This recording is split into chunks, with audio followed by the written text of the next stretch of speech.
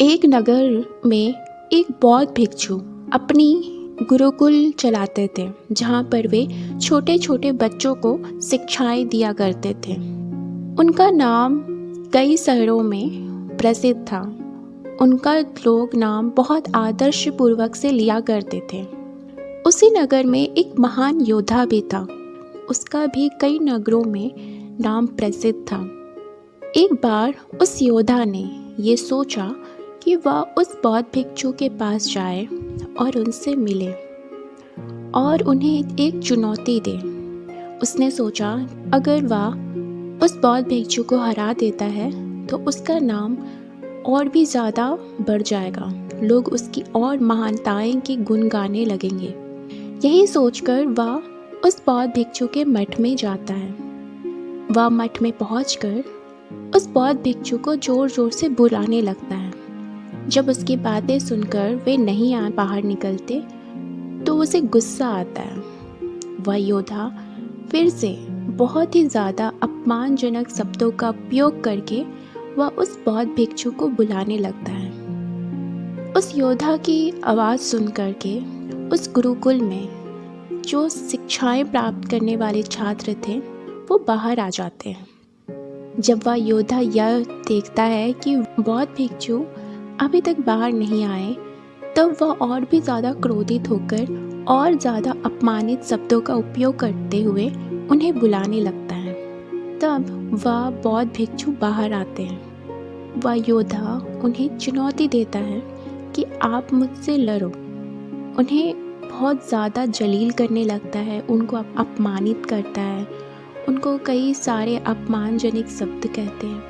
लेकिन वो बौद्ध भिक्षु वहाँ पर खड़े होकर सिर्फ उसकी बातों को सुन रहे थे। उन्होंने किसी भी प्रकार का कोई उत्तर उसे नहीं दिया। यह देख उसे और भी ज़्यादा क्रोधित आने लगा और वह आग बबूला होते हुए और भी ज़्यादा वह आक्रामक तरीके से उन्हें बहुत गंदी गंदी बातें कहने लगा। इतनी बातें सुनने के बावजूद वे बौद्ध भिक्षु उस योद्धा को कुछ भी नहीं कहते, बस खड़े होकर उसकी बातों को सुन रहे थे। यह देखकर उनके शिष्य काफ़ी ज़्यादा आश्चर्यचकित में थे कि उनके गुरु उस योद्धा को जवाब क्यों नहीं दे रहे। उसी में से एक शिष्य गुरु से पूछ ही लेते हैं कि गुरुजी, आप इस योद्धा को कुछ कह क्यों नहीं रहे? ये आपको इतनी बातें कह रहा है, आपको उन्हें जवाब देना चाहिए। बौद्ध भिक्षु शिष्यों की बातों को भी अनदेखा कर देते हैं और वो बस खड़ी होकर सबकी बातों को सुन रहे थे। तभी यह योद्धा यह देखता है कि उसकी बातों का असर उस बौद्ध भिक्षु पर हो ही नहीं रहा। यह देखकर वह खुद वहाँ से लज्जित होकर वापस चला जाता है। जब वह योद्धा वापस चला जाता है तो उनके शिष्य अपने ही गुरु को काफ़ी भला बुरा कहने लगते हैं। वे कहते हैं कि आप कैसे कायर हैं कि आपने के सामने एक व्यक्ति आया जो आपको इतना ज़्यादा अपमानित किया, आपको अशब्द कहा, लेकिन आपने उसे कोई भी उत्तर नहीं दिया।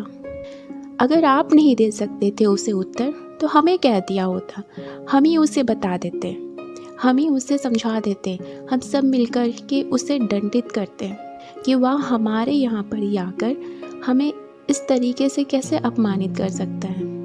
बौद्ध भिक्षु कुछ देर शिष्यों की बातों को सुनते हैं, लेकिन उन्हें किसी भी प्रकार का कोई उत्तर नहीं देते। उसके बाद बौद्ध भिक्षु शिष्यों को कहते हैं, एक बात बताओ, जब कोई एक व्यक्ति अपना कोई वस्तु लेकर आपके पास आता है और आप उसे नहीं खरीदते, आपको नहीं लगता कि वो उस वस्तु की मुझे ज़रूरत है, तो आप उस वस्तु को लेने से मना कर देते हो, आप उसे नहीं खरीदते। तो क्या वो व्यक्ति जो वस्तु लेकर आपके पास आया है वो आपके पास छोड़कर चला जाता है, आपको मुफ्त में वो दे देता है? शिष्य कहते हैं, नहीं, वो वस्तु अपना वापस ले जाता है। बौद्ध भिक्षु अपने शिष्यों को समझाते हैं, यहाँ भी यही बात है। जब हम किसी के बातों को ले ही ना, जो चीज़ जो इंसान लेकर आया है वह अपने साथ ही लेकर चला जाए, हम उसको स्वीकार ही ना करें, अपने पास रखें ही ना, तो क्या तब भी वह वस्तु हमारे पास रहेगी? वे शिष्य गुरु को जवाब देते हैं, नहीं।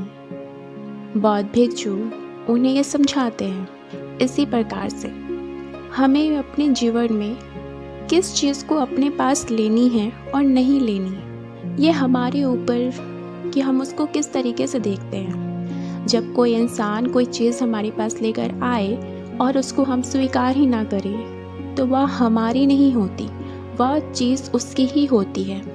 उसी प्रकार से वह योद्धा ने जो आज शब्द कहे, उसे मैंने लिया ही नहीं, उसे वह अपने साथ ही ले गया।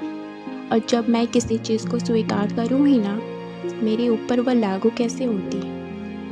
इस छोटी सी कहानी के माध्यम से हम ये समझ पाते हैं कि हम भी अपने जीवन में कई बार दूसरों की बातों को इतने ज़्यादा अपने दिल, दिमाग और मस्तिष्क में बैठा लेते हैं कि हमेशा हम उनकी बातों को अपने मन मस्तिष्क में घुमाते रहते हैं। अगर कोई व्यक्ति हमें छोटी सी भी बात कहकर चला जाता है या कोई इंसान हमें मजाक में ही कुछ कह देता है, उस बात को लेकर के बैठ जाते हैं कि उसने हमें वैसा क्यों कहा।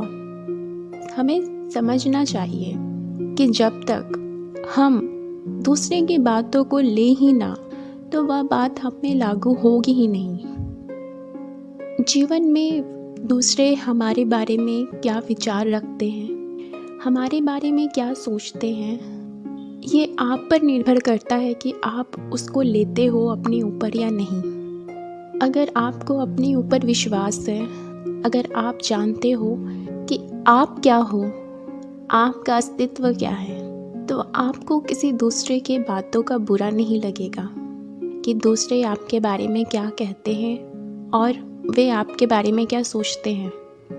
हमारे जीवन में भी कई बार हमारे अपने ही हमें लज्जित करते हैं, हमें अपमानित करते हैं, हमारे ऊपर शंका करते हैं, हमें कई बातें सुना देते हैं। लेकिन किसी के बातों को लेना ना लेना ये आपके हाथ में है, और उस बात को आप किस प्रकार से ले रहे हो, किस सोच के साथ ले रहे हो, ये भी बहुत महत्व रखता है। पर हम कई बार जीवन में दूसरों की बातों को लेकर अपने जीवन को तय कर लेते हैं कि उसने जो कहा है वही सही होगा। हमारा मन इस बात को स्वीकार नहीं करता, पर फिर भी 4 लोगों ने कहा है तो बात तो सही ही होगी, यही सोचकर हम उस बात को सत्य मान लेते हैं और उनके हिसाब से हम अपने जीवन को भी तय कर लेते हैं। लोगों का काम है कहना, वो कहेंगे ही, लेकिन जीवन में अपने आत्मविश्वास को, अपनी अच्छाई को, अपने सम्मान को कभी मत झुकने दीजिए। दूसरे जो भी कहे, लेकिन उनकी बातों से आपके ये गुण कभी भी कम नहीं होने चाहिए। इसी के साथ ही अगर आपको हमारी ये प्रेरणादायक कहानी अच्छी लगी हो तो हमारे इस चैनल को ज़रूर सपोर्ट करें।